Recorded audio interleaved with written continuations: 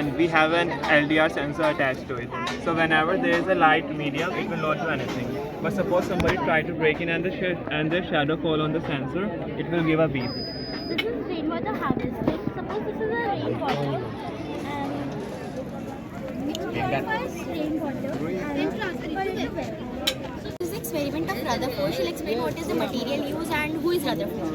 Rutherford was a scientist who discovered the model of an atom. He told us that when the alpha particles go through the gold foil and the lead sheet, some of the particles go straight and some of them get reflected.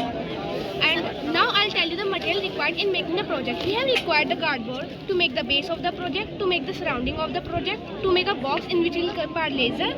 We have taken silver paper and golden paper to consider it as gold foil and lead sheet.